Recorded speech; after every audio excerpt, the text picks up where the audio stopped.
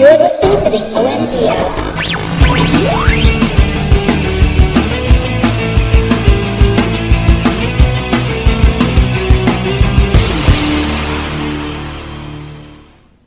Welcome, everybody, to episode number 309 of the OMG Hour. And in honor of Stan Lee, we are the original Marvel Guardians. I am Sean Evans, otherwise known as Zion Tane. And I am Tico, Mr. Second Place. Welcome, Tico.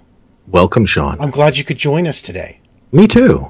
After you tried calling me like 42 times. At least.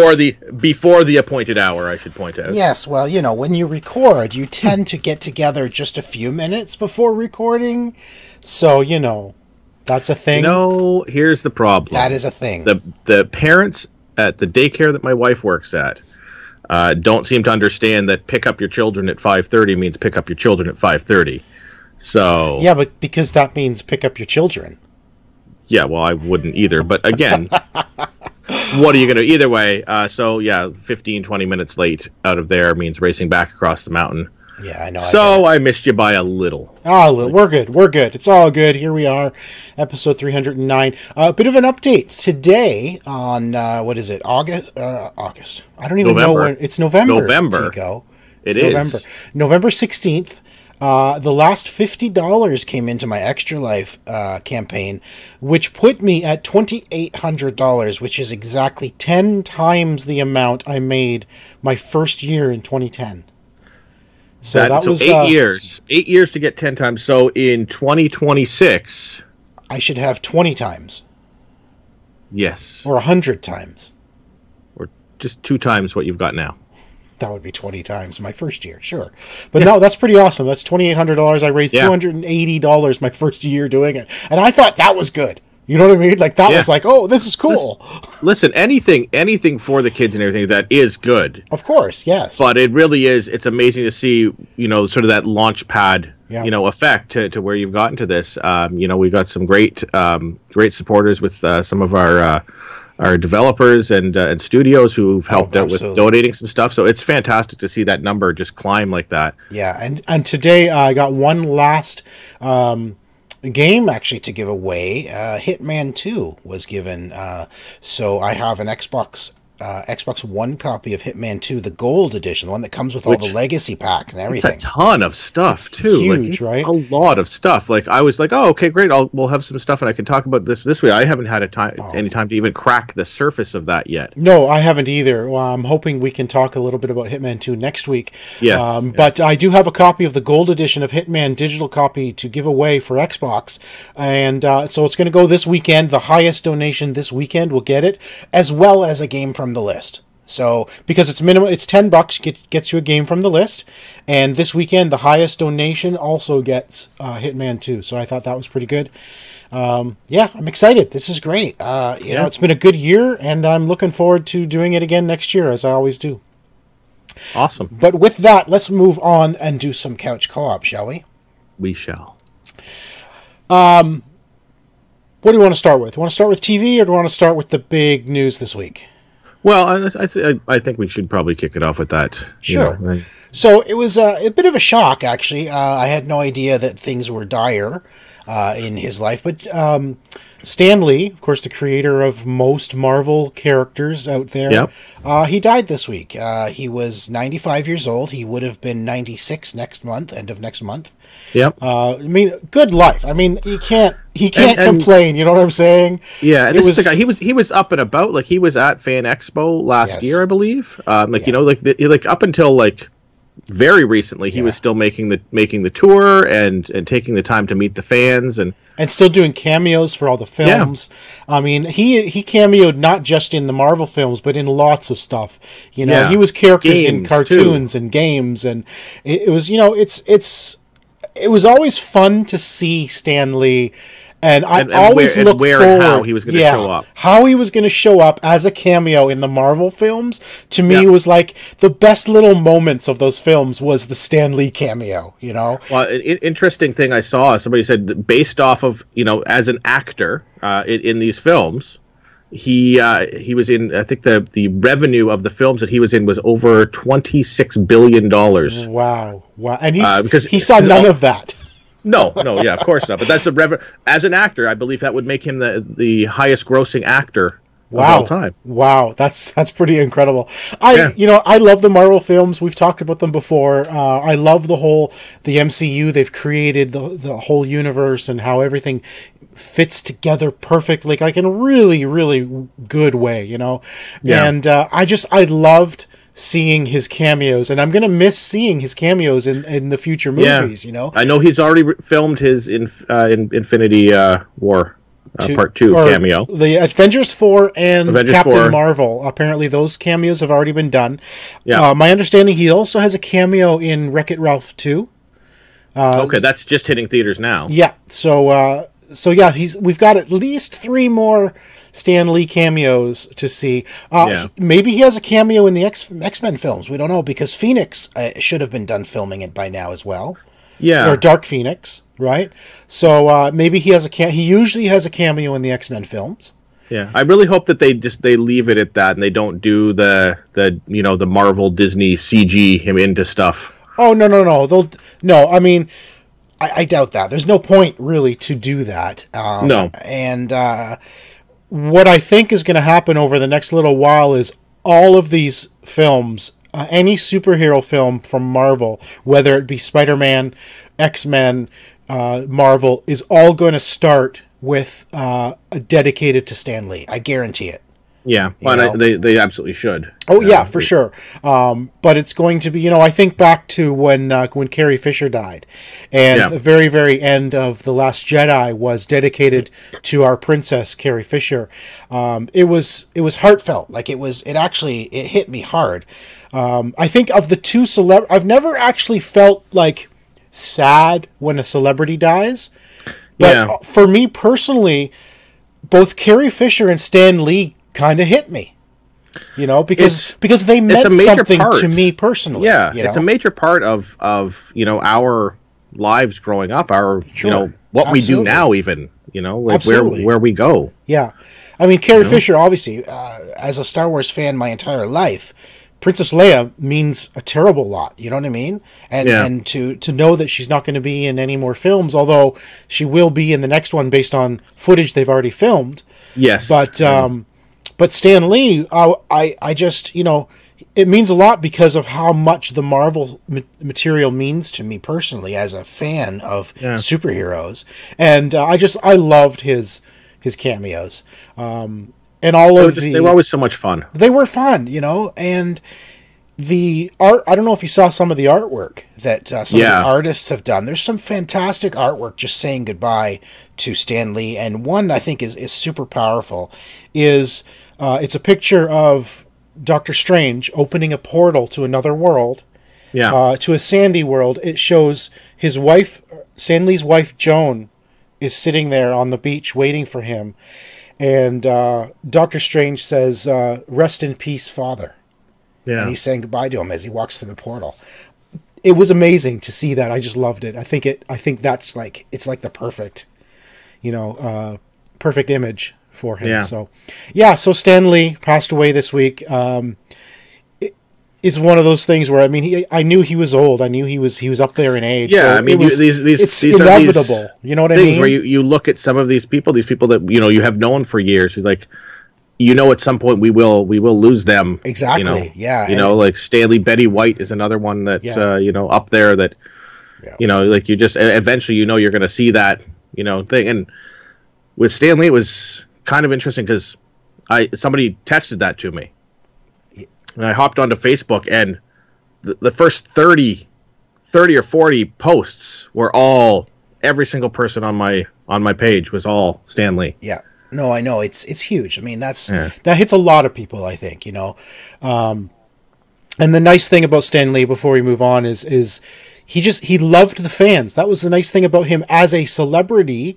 Yeah. He was someone who loved the fans, who basically wouldn't say no to meeting a fan. Yeah. Or going on, and I'm kind of kicking myself now for never thinking about seeing if we could get him on the show. I never even thought it would be possible, you know. Yeah, but it's just like, wow. I wish we could have, because that's the kind of person he was. He probably would have done it. Yeah. So, but anyway, that's Stan Lee. It means a lot to me, and it kind of hit me hard this week. And I loved seeing all of the artists' renderings of their goodbyes to Stan Lee. I think it's fantastic. Yeah. So, sad day in geekery. It is, absolutely. And I don't think the Marvel movies will be the same without his cameos. You know? So, well, there was somebody who put forward that Deadpool should now do all the cameos, but wearing the Stan Lee glasses and my gosh, that would be so good, right? And a wig. Because the funny thing about Deadpool is he breaks the fourth wall, so he could totally do that. It would fit his character to actually do that. That would be so funny. Yeah, that would be great. So let's move on from that into television. I want to talk one little thing about Stan Against Evil, because another two episodes today. Another 2 episodes, but really what I want to say about it is these 2 episodes to me really showed the fact that they have no budget this season, but they're milking it for all they've got, and they're kind of making fun of the fact that they have no budget. Yeah. Right. The first episode this week starts with, again, another shot like last week where it said stock city photo or something. Footage. Yeah. Stock footage. This week it said expensive drone shot of a cemetery. Look, it was either a cemetery or a rap party. Enjoy your effing drone shot. It's like, yes, that's so good. It's just, I love how irreverent it is. And this week's one was about the puppets that came alive, but they never actually showed anything specific. It was just close-ups of puppets all the time, you know, which was hilarious because and it's then just the blood splatter. Right. So just like total lack of budget, but they don't care. They're literally having fun with the fact they have no budget. Yeah. And I think that's great. Basically, a almost a rip-off on the fact that they just showed the poster for the Chucky remake, the Child's Play remake. Oh, that's right. Yeah, exactly. You're right. So I think we got 2 more episodes left next week.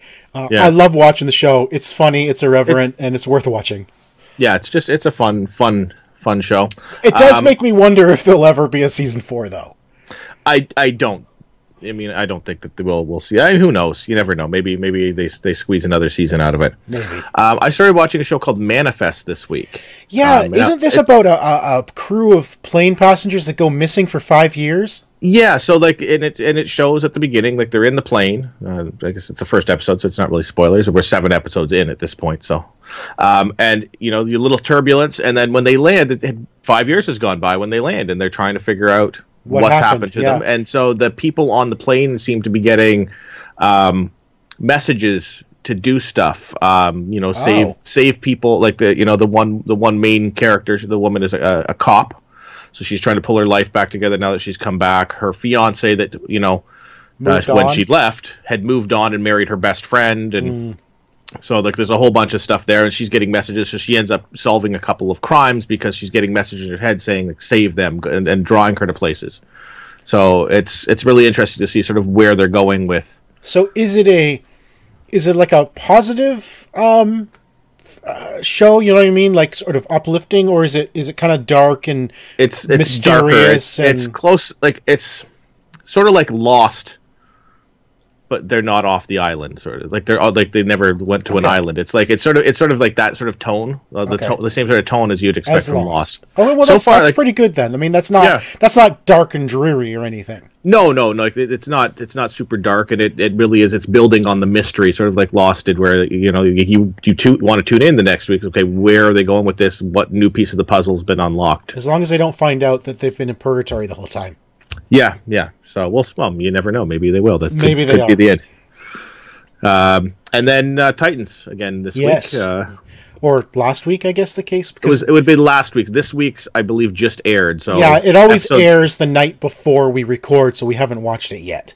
Yeah, so last week's Titans, which was really cool. Very end of the episode, was great because they popped in Jason Todd as the new Robin. What I loved about last week's episode, Chico, is that they finally brought them together as a team. And it's almost like a training montage. Well, yeah, that's what's great. They're discovering with each other what their powers are, right? Yeah, and it's great. I think I am still really surprised and delighted with how much I'm enjoying this show.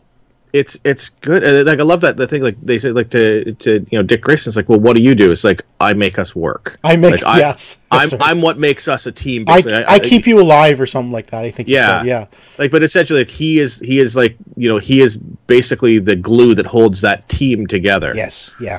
So it was really cool to see. I would still like to see Beast Boy turn into something other than the tiger. But it's because he can do other things than just a tiger. Like I got it. You got a tiger. You dyed him green. You want to get all of your run out of that before.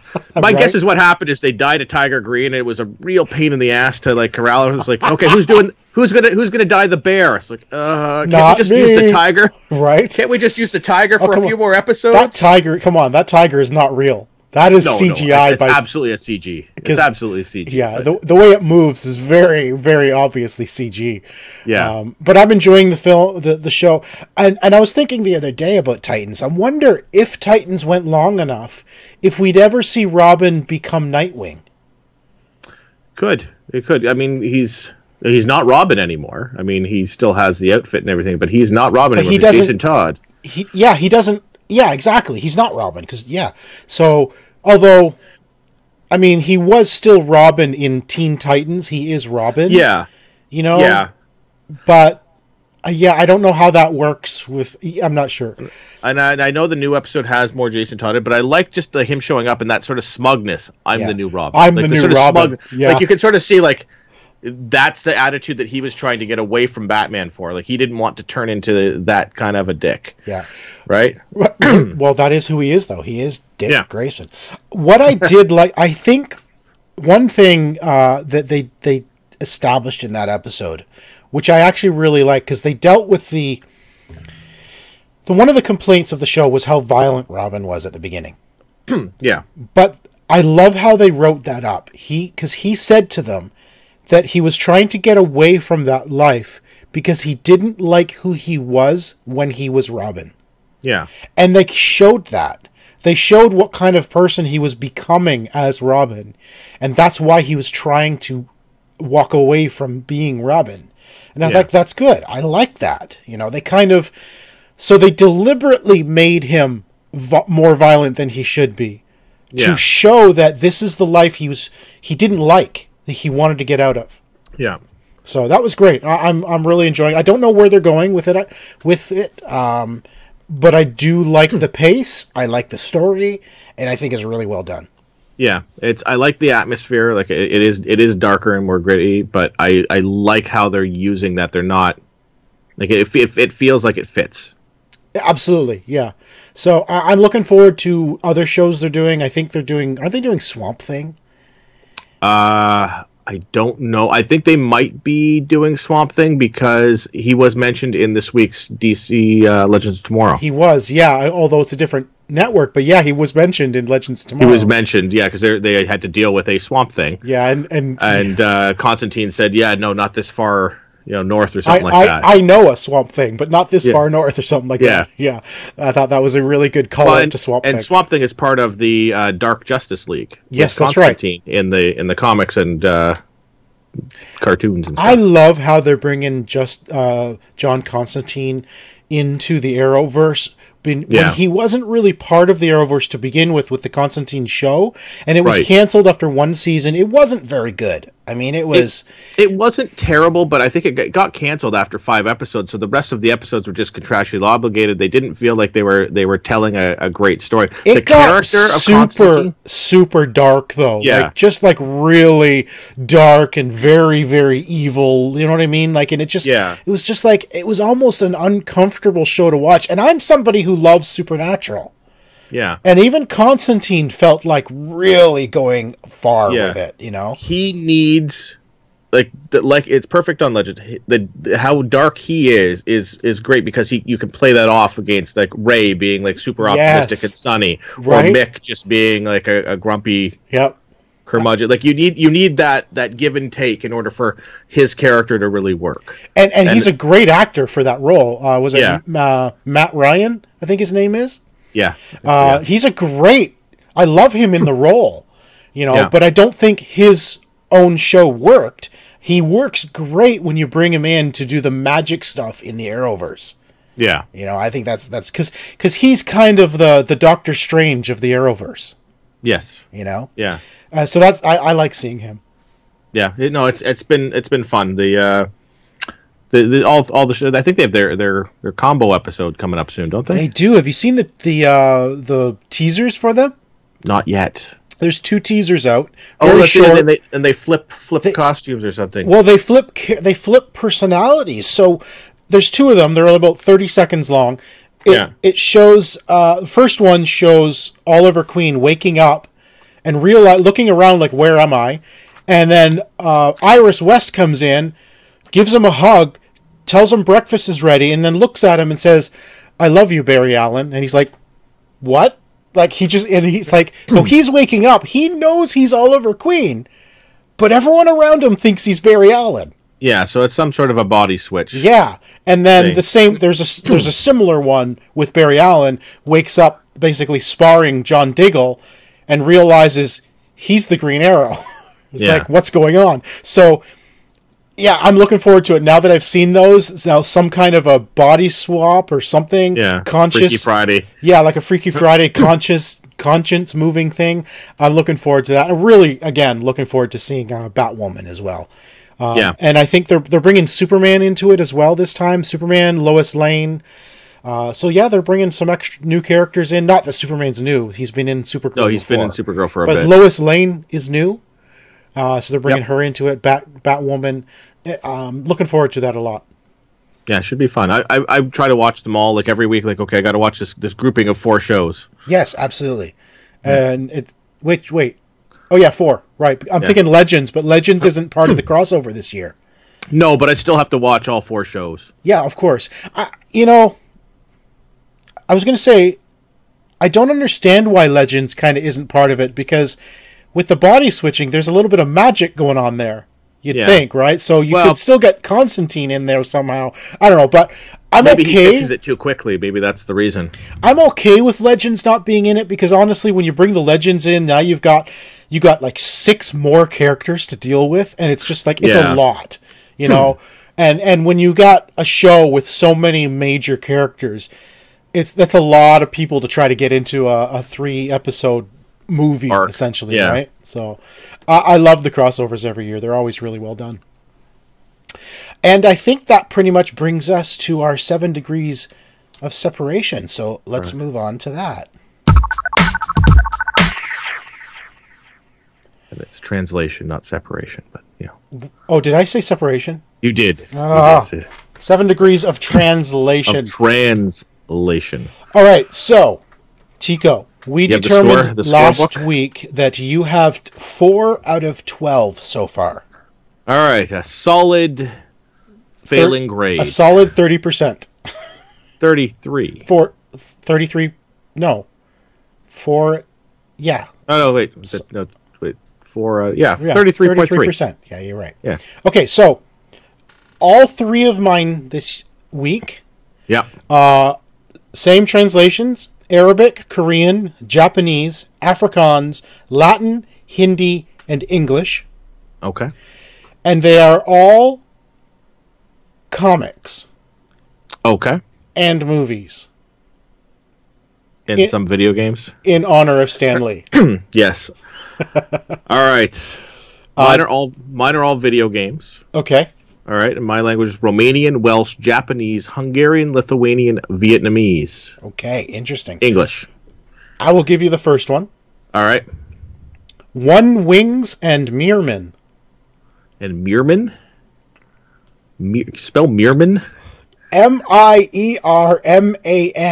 Meerman. One Wings. And Meerman.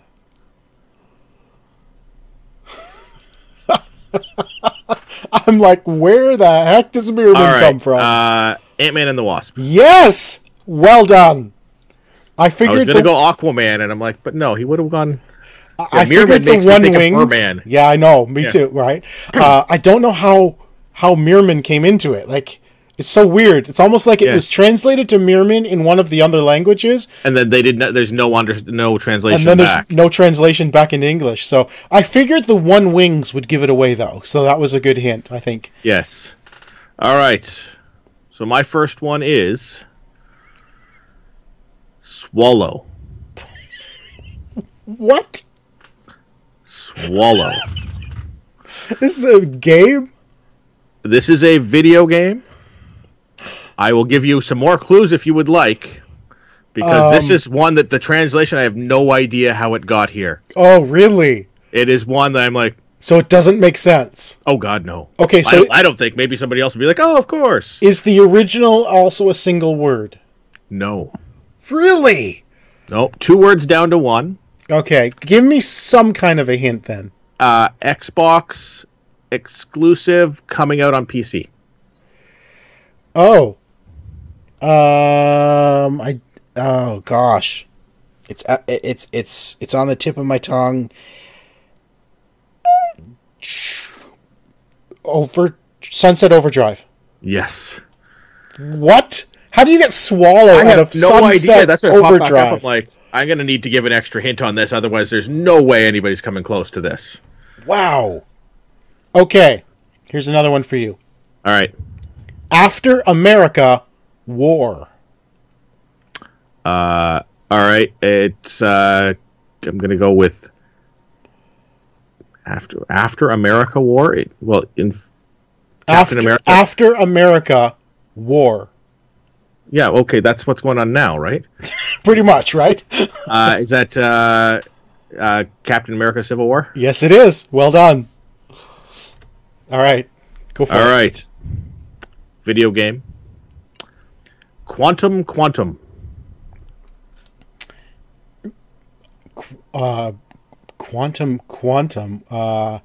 Is it the Xbox exclusive again? What's that? I can't think of the name of it though. It has the word quantum in it. I can't think of the name. You know what it is. You've got the right one. You just can't think of it. I can't think of the name. Quantum. It's the one with Sean. What's his name in it?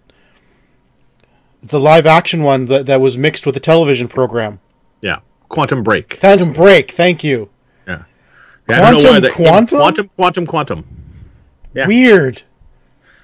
All right, your last one. You should totally get this one. This one's. Let me tell you off the bat. I love the translated version of this. Love it. It's great. Ready? Yeah.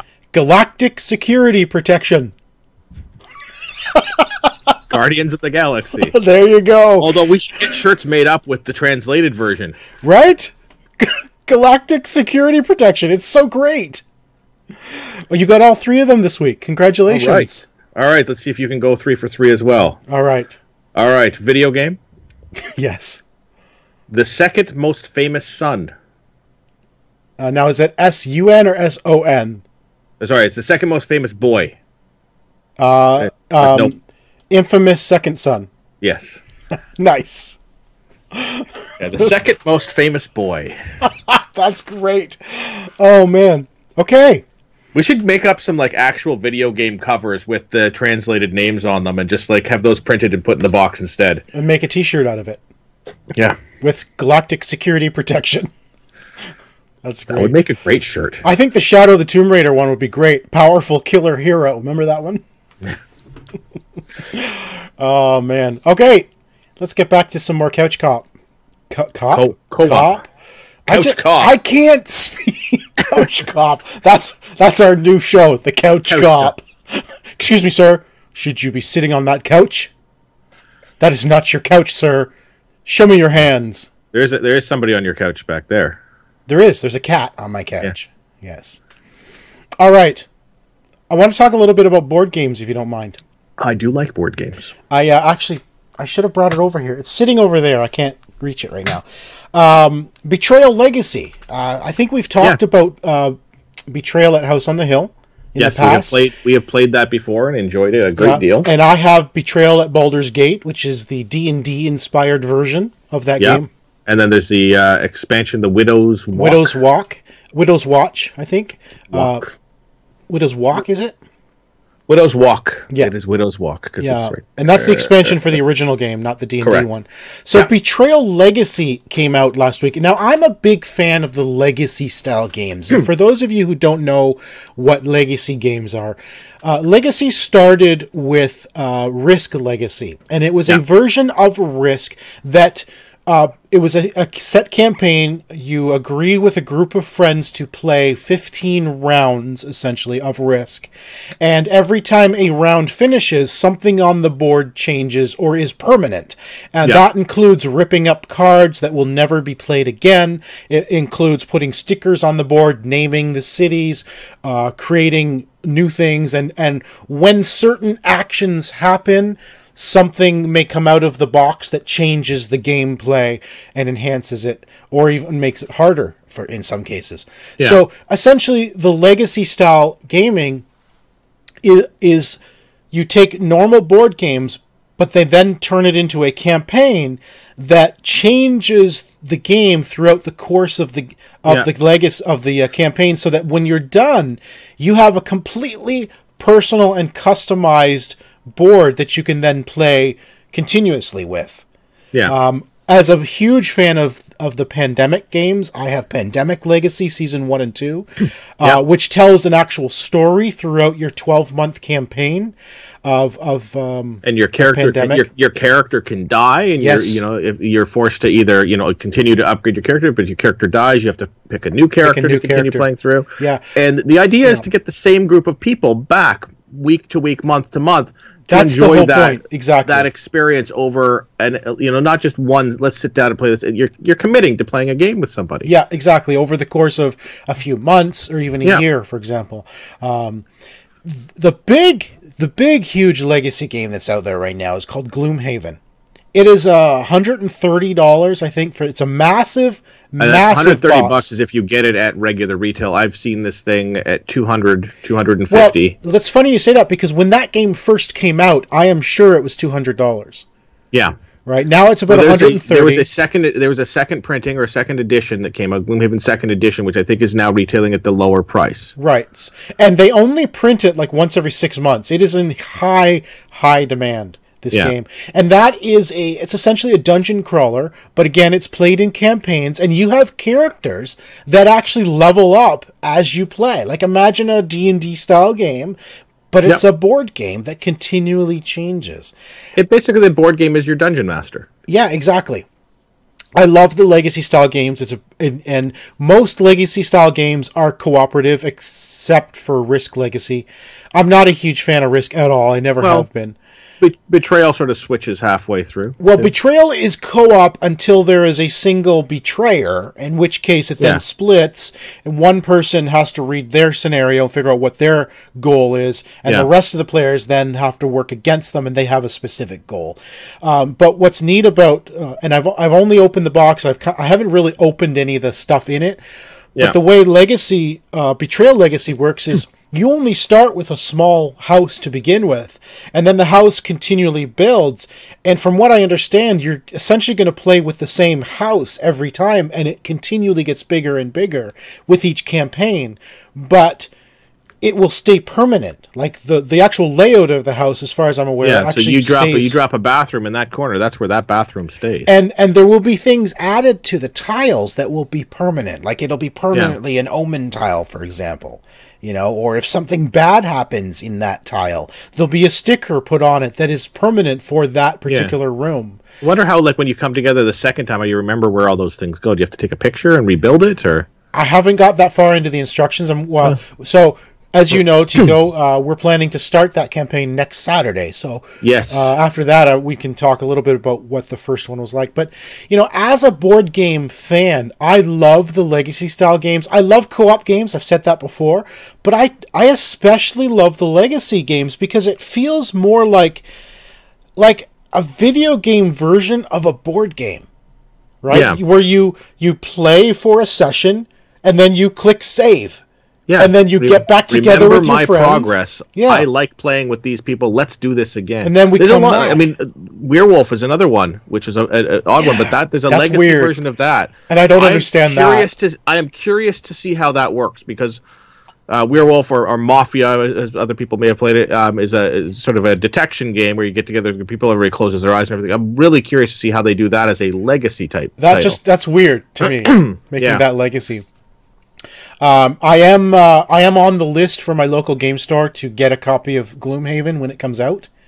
So Chico, hopefully you want to play in on that as well. I'm in. Excellent.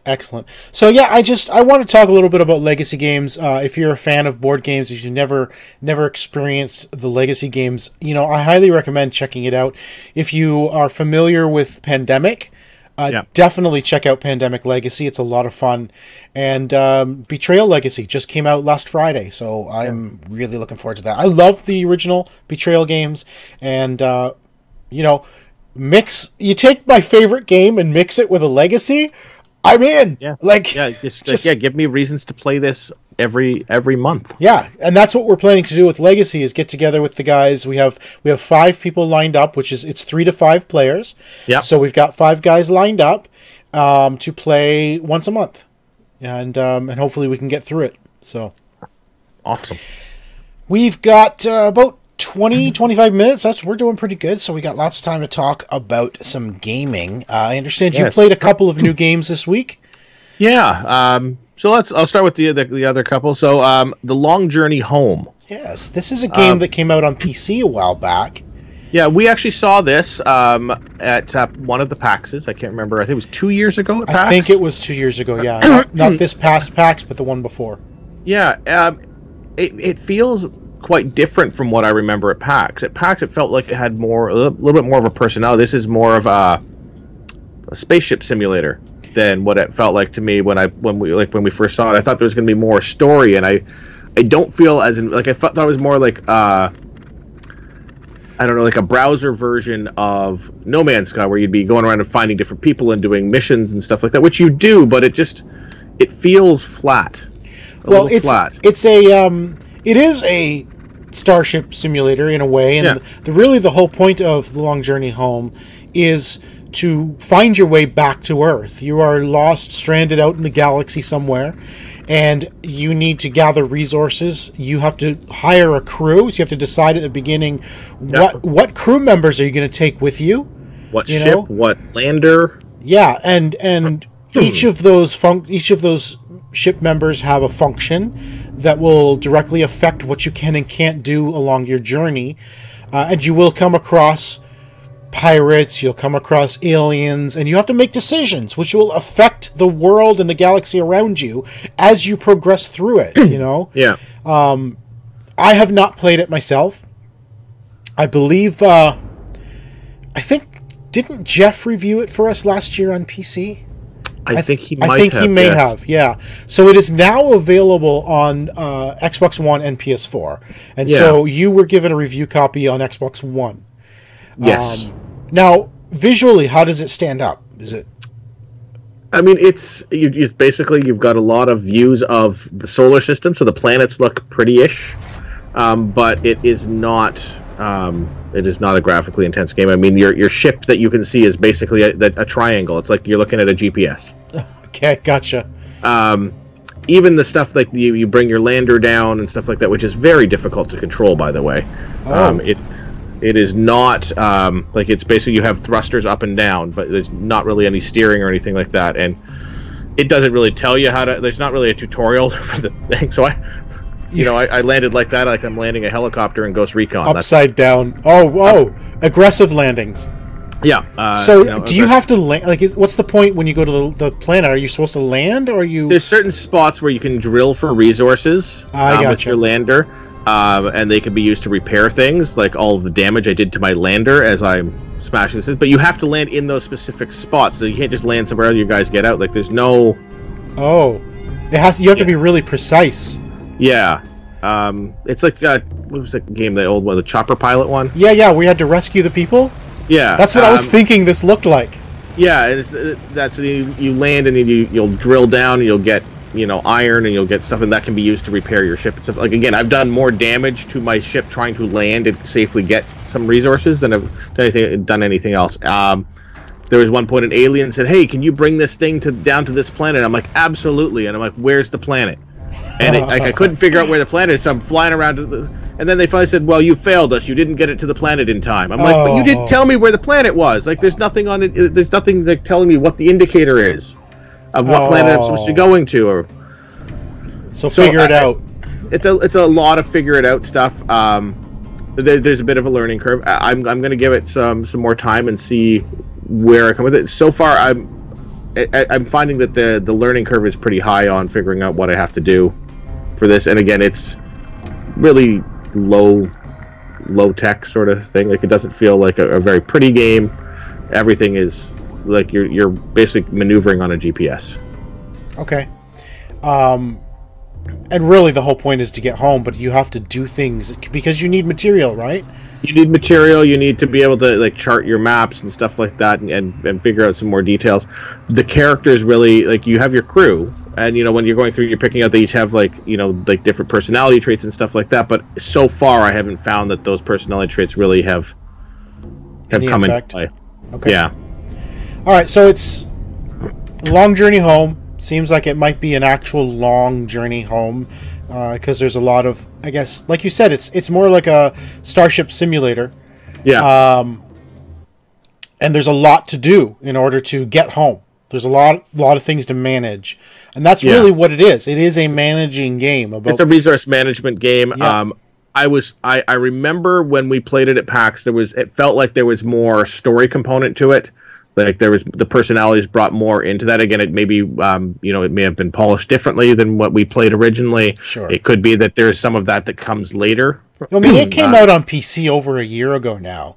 So I don't know what's changed between then and now that it's released on console. So maybe they've done something to change the way it played. I don't know, honestly. I don't know what the difference is, or if it's just a straight port that is just a year later.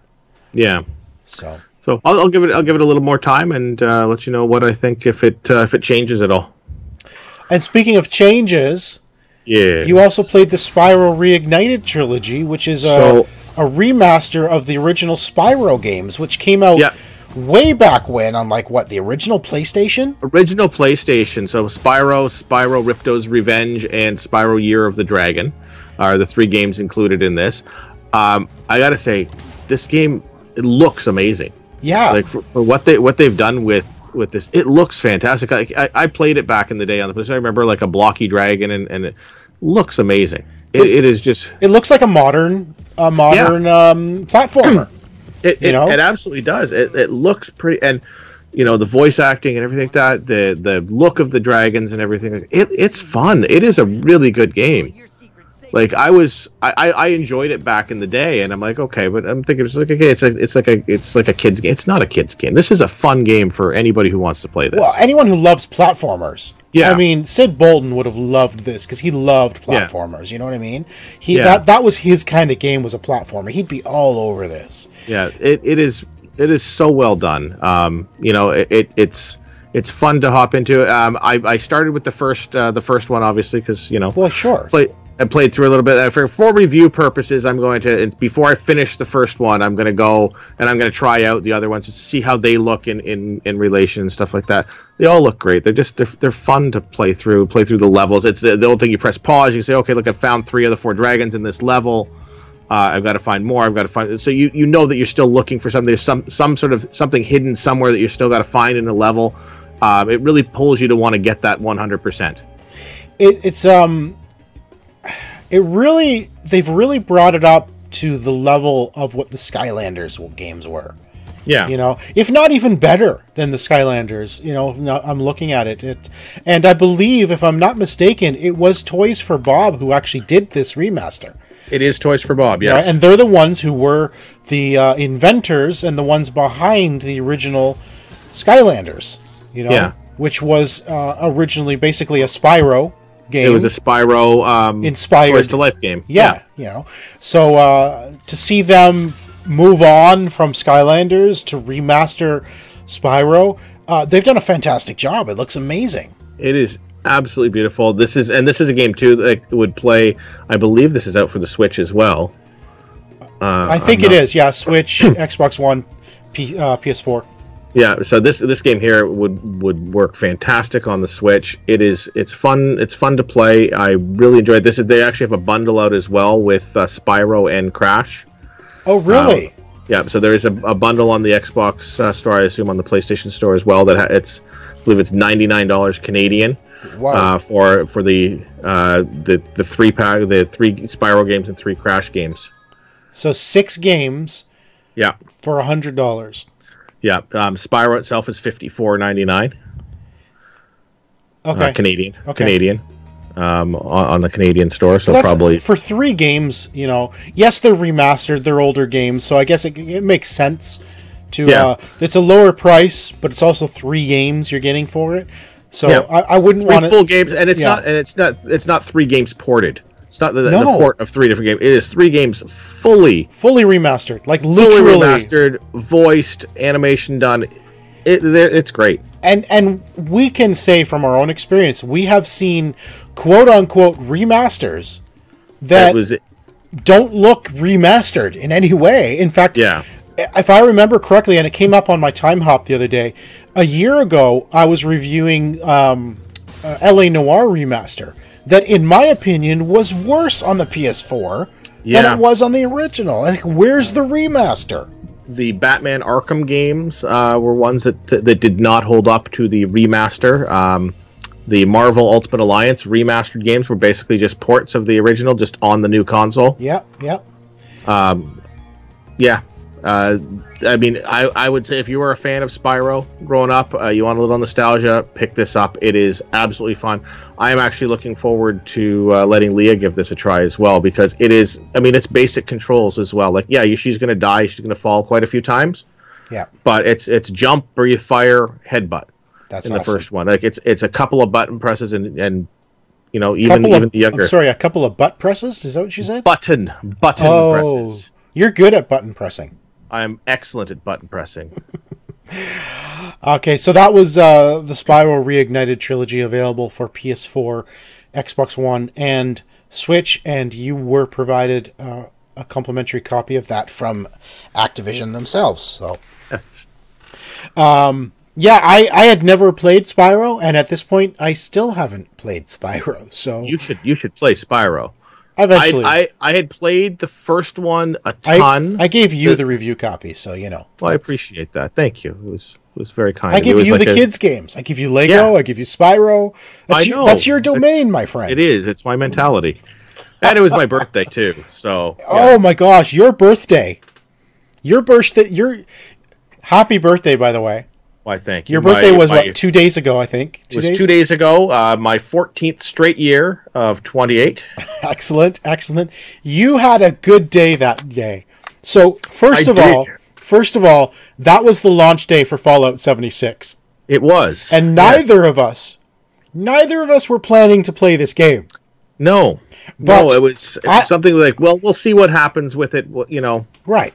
So I reached out because it was your birthday. I reached out to Bethesda and said, hey, and you were born in 76. I was born in 76 as well. So. Yes. So I said, hey, friends over at Bethesda, my buddy Tico, my co-host, it's his birthday today, and he was born in 76. Any chance you might have an Xbox One code for him? Sure, no problem, here you go. So you got it on Xbox. I got it on PC. I got some friends playing it on PC.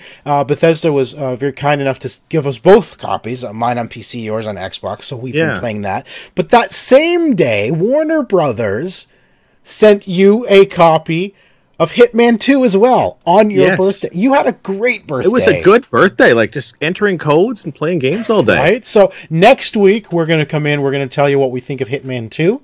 But today, I want to talk a little bit about our experiences so far. Now, keep in mind, we're only 2 days into playing Fallout 76. But so far, I want to talk about Fallout 76.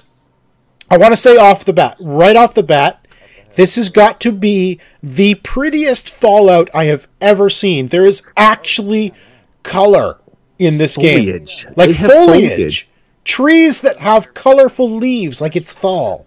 Well, it was the Virginia Tourist Board was tweeting out all day on Wednesday, about this game, because again, it obviously West Virginia, so like it's absolutely gorgeous. It looks fantastic. And Country Roads is playing everywhere in this game, like everywhere. Yeah. Every time you turn on a radio in the game, it's playing Country Roads, which I'm okay with because I actually like that song. Listen, this is the apocalypse. How many songs are still out there? Just Country Roads. That's it. That's pretty much it.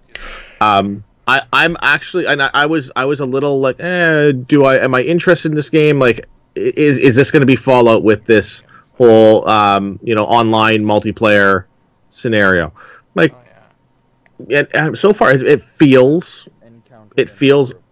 great. It feels like a part of the Fallout universe. It does feel like Fallout. I will say, however, that I'm not interested in playing this alone. I am playing this with a crew. So I got a couple of friends who are playing on PC that were looking for a fourth.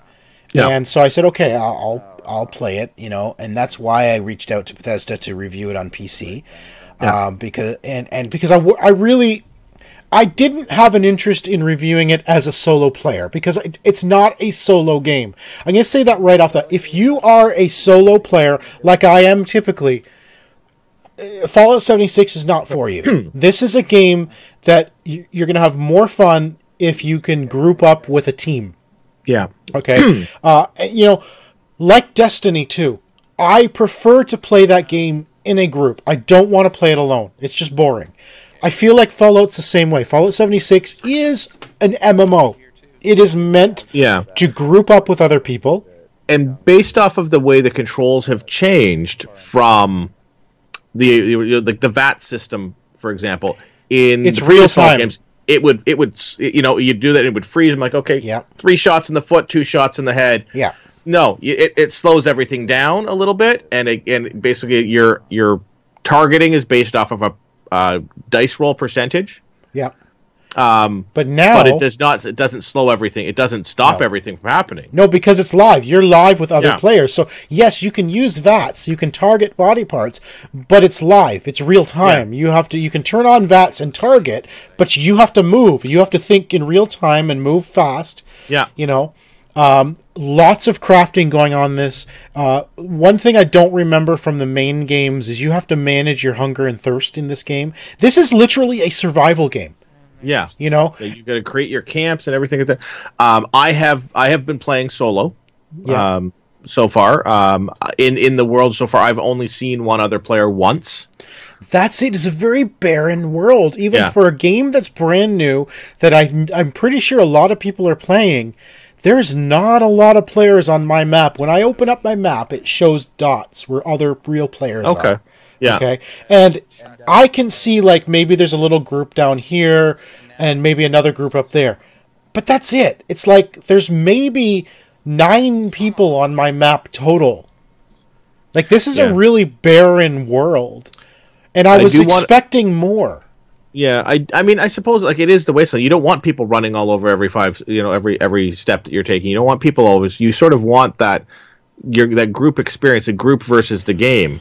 Agreed. There's something to be said about that, but at the same time, it is supposed to be a world where you can kind of set up shop and sell and buy, and somebody can become a vendor, But there's not enough people in the world to make that happen. Like, think back to things like Star Wars Online back in the day. Yeah. Not Old Republic, but actually Star Wars Online, where people became dancers. They became merchants, and that was what they did in the game.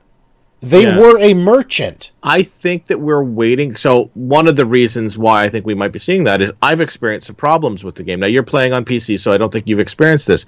On the Xbox One, whenever if I try to fast travel, if I try to open up my Pip-Boy and apply my perks, the game shuts off my Xbox. Oh. It flat out, the whole Xbox just shuts down completely. and I have to turn it back on. And when I turn it back on, it gives me a little warning saying, your Xbox had overheated and all this stuff. It's only when I can play the game for hours, and as soon as I go to apply my perks, shuts down. Wow. So it's a problem with the game's code. It is very interesting that I cannot find. There's almost no mention. I haven't seen anything on IGN. No. I haven't seen. There's no news. There's lots of Reddit and Bethesda community threads. Yeah. So you can, if you type in the Xbox overheating bug Fallout, you'll get basically 2 valid links. You'll get one to the Bethesda forums and one to Reddit, and that's it. There's no articles. There's nobody else talking about it. And there's nobody from Bethesda responding. I found the one thread I found that Bethesda had responded to said, it's an issue with your Xbox, contact Microsoft customer support. Now, that was during the beta, that response. But since then, silence, nothing. Microsoft is telling people it's not their problem, talk to Bethesda, because it's not their problem. Yeah, it's not. It's an issue with the game's code. It's the only game that some reason is triggering the overheating status. Which seems weird to me. And it's only when you do one of those certain actions as well. And what was it? Was it crafting? Was one of them? It's when I either if you go to fast travel. And leveling up, I think, is one of the things. And yeah, using you level up automatically, but to use your perks, right? Once you've leveled up, to apply your perks, it will automatically do that. So it has affected my ability to enjoy the game because I can't level up. My character's getting stronger, whatever, from going through, but I can't really do anything. I'm like, how much of the game do I want to play through? Because you can't apply any perks. Because I can't apply. How much of the game do I want to play through without being able to do that? You don't. I mean, I'm waiting for a patch. I'm waiting for some information. I'm waiting for Bethesda to come out and say, "Hey, yeah, we're aware of this. We're going to fix it." Exactly. But I think that might be what you're seeing. Your world might be a little quieter because people are waiting for this. I've seen a lot of people who are very upset, demanding refunds. Yeah. Saying, broken game. I'm not buying this until it's fixed. So that could be a problem. It looks great. I'm actually a lot more excited about playing it now than I had been before I'd actually given that a try. I am as well. I'm actually really enjoying it. I think tonight after our podcast, I'm going to be getting together with my crew. That's the video you're watching right now. Those of you on YouTube, is I'm actually with my crew. And we're just running around. We're doing stuff. We're working together. Earlier in the video, you may have seen way back in the distance, there's this huge highway that goes over this valley. And my friend Brian and I, we made our way up to the top of the highway, and we made it all the way across. And of course, there's ghouls and bugs and stuff all the way across this highway, but it's working with a friend is fun. It is a fun game when you're with someone else, just exploring and doing stuff. Yeah. And that's what kind of makes it. Yes, it's an MMO, but it's also an MMO that has zero NPCs. Yeah, it's all done through the terminals. So the only other people you're going to see are other players and enemies. And robots. There's a couple of robots that might give you a mission or a quest. There's also public events that happen. I actually tried one of those. I was the only person in the game, and I did try to do one of those. And I will say, get a group, because those things there, you get your butt kicked pretty easily. One of them I failed. It was me and another guy. We weren't grouped up, but that's the nice thing is you can work with other people even without grouping with them. Oh, in-game chat works flawlessly right off the bat. And what's cool about in-game chat is when you're in a group or a team, what they call a team, or I think it's called a team, you can hear each other no matter where you are in the world. Okay? Yeah. Other players, as long as they have their mic on, you can hear them speaking as you get close to them, like if you were really there. Like if you're walking up to somebody having a conversation, you can listen in on the conversation if you get close enough. Yeah, exactly. And it's cool because it's actually volume metered. So you get, the further away you get, the lower and lower the volume gets on that person. So it's like you're actually there, which is cool. And that actually saved me the other day. A really quick story. I was playing it. It was my first night, just getting into the world, getting used to everything. And I think I was reading a terminal, and a guy walked up beside me, and he was talking to somebody in his home, right? He just happened to have his mic on. And he says something about, I called her. What do you mean? And then he says, what do you mean? It's only 11 o'clock. I'm like, oh, crap, it's 11 o'clock. I got to go get area. So the guy in game saved me. I didn't even realize. It was like an hour and a half I'd been playing. Didn't even realize it was 11 o'clock. It does draw you in, but it does. Again, that's my big problem. I can't use those perks. And like the first couple of times, I was like, okay, what happened? And now I've gone back in a couple of times, and you actually suggested, look, try moving it from your external drive to the internal drive on the Xbox, which I did that and did the same thing. That didn't help, eh? I'm waiting to see, maybe I'll uninstall and reinstall. Yeah, it's weird that Bethesda's not acknowledging it. There are no news articles about it. Is really strange to me. That's the thing that at least it's say that, hey, we're aware of the issue. We're working on a patch coming. But if it was such a widespread issue, why is like IGN not even reporting it, or Polygon or somebody? Yeah, that's the thing. Like, why can I not find an article anywhere else on this? Like, right. And this was an issue. Apparently, this was a known issue in the beta as well. So if this was in the beta, why did they release? They need to know about it. They obviously know about it. Yeah, they know. Like, why did you release to? Why did you go gold with this if it clearly wasn't fixed? Yeah. I don't know. But I think as we play through more, as it gets fixed for you, we'll have a little bit more to talk about it. But I am pleasantly surprised, like really surprised at how much I'm excited to get back in with my crew to play it. But just real quick, I love the map, by the way. Oh, the map's great. The map is like the tourist board. Yes.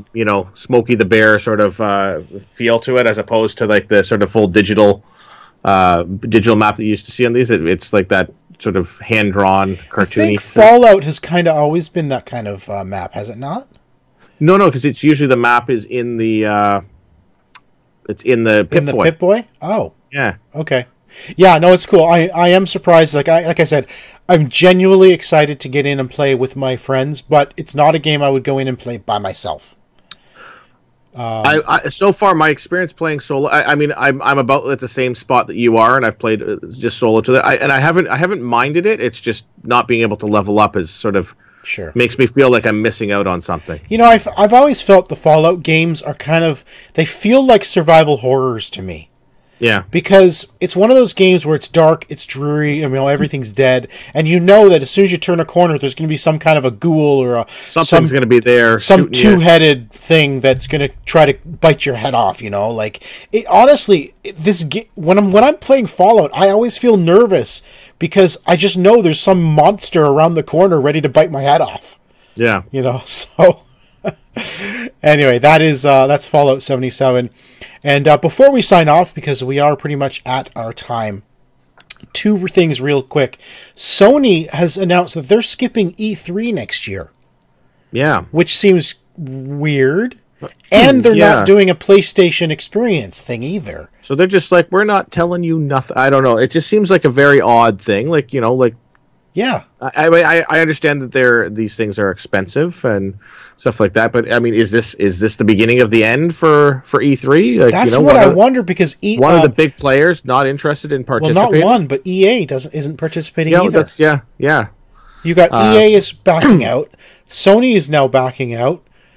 Like, that's kind of huge for E3. So I kind of wonder what's that mean for that annual gaming conference, Yeah, it could be Sony just didn't have anything that would be prepared that they'd really want to announce at that point. So, well, why are we going to pay millions and millions of dollars to be a part of something where we have nothing to announce? So we're going to have to announce stuff that's... And Sony's actually had some issues with this, announcing games. It's like, oh, this is coming out, and then delay. No, that's Microsoft. I think you're confusing. I think it's both. Well, it's everybody. No, Microsoft is just with Crackdown. But right.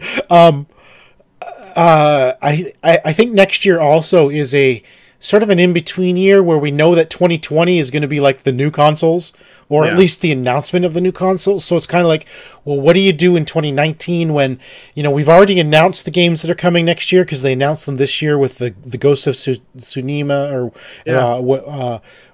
plus the Death Stranding. Like, what do you want to show Death Stranding again? We've already seen it. We're waiting. Like, we still don't know what it is. Thanks very much. So they've already, and The Last of Us 2 is still coming. That's for next year. So it's like, well, what's next? We don't know, because they're kind of at that phase where I think they're more getting ready for 2020, and there's really not much to say in 2019. And there's not much they want to drop early. Right. Like, and there's not much to say. Like, what are they going to tell us? You know, that we don't already know.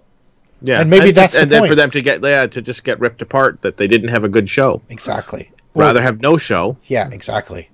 And finally, speaking of 2019, the same year, Microsoft apparently is planning to release yet another Xbox One with no disk drive. Yeah, in order to reduce costs and to allow them to sell it at a cheaper price, they are going to take out those components. For those of us, I'm fully digital. You know, so I've got no problem with it. I'm not going out and buying a diskless drive. It's literally the same unit with no drive, but yeah, it's taking out a component. So hey, listen, it's great that they're making it, trying to find ways to make it cheaper and more accessible. And again, they're getting that one step closer to people accepting going fully digital and no longer having discs cost way too much money. Imagine if every game for the console went digital, we'd start seeing the kind of cheap prices and sales that we see on Steam all the time. Right now, we see the prices we see for games because they have to keep them the same price as they are at retailers. The retailers will not carry the consoles. Right. Exactly. And they have to cover the cost of the physical media. Yeah. And the Walmarts of the world are the ones that can control that. If we can get them fully digital, if they can go fully digital on that, I mean, this is what Microsoft tried to do, with the game sharing and stuff like that, and Sony made a big deal. It's like, oh, well, we have discs and all of that. And the next, you just watch the next gen. If it's not the next gen, it'll be the one after. There will be no more discs. It'll be digital only. Yeah. We'll have a Steam model for games. Games will be cheap. You'll be able to go to Walmart if you still want to and buy a code that you just redeem. But that's great. They also say that if you do happen to upgrade to the diskless version, they will have a trade program, so you can actually trade your disc version of a game for a digital version.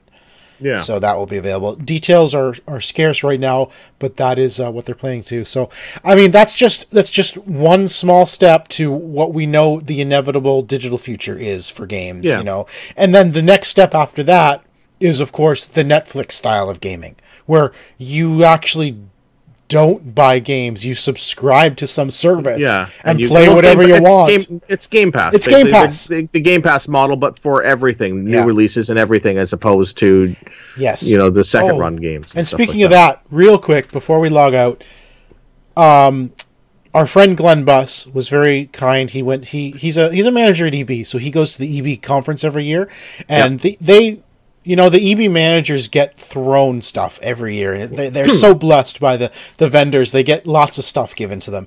Yeah. And Glenn gave me a code for Nintendo Online for the Switch. Yes.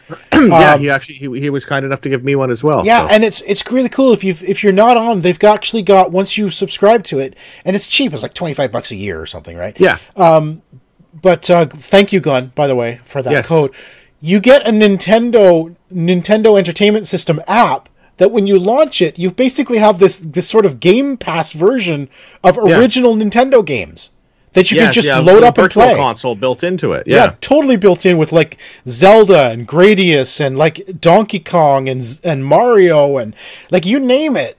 Original Nintendo games just right there. It's actually pretty cool. Yeah. So I just wanted to mention that. I literally just looked at it for the first time today, just before the show, and I'm like, holy crap, I didn't know this was there. There's actually a lot of games you can just jump in and play. Quite a few there, which, it was actually pretty impressive. For $25 a month is actually $25 a year. A year.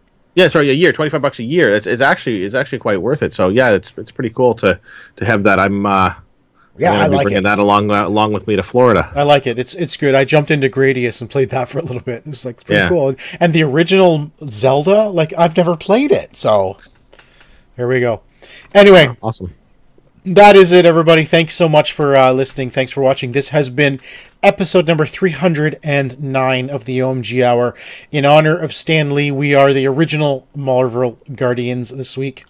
Check us out on YouTube if you don't already. We're at youtube.com/OMGNexus.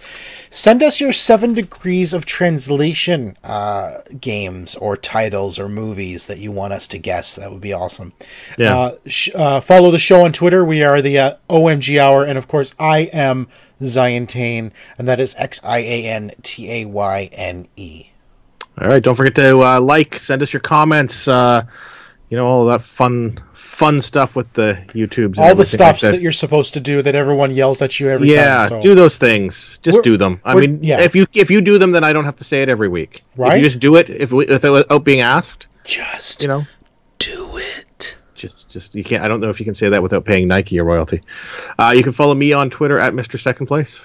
All right. Thanks, everybody, for listening and or watching. We'll be back again next week. Take care, everyone. Bye, guys.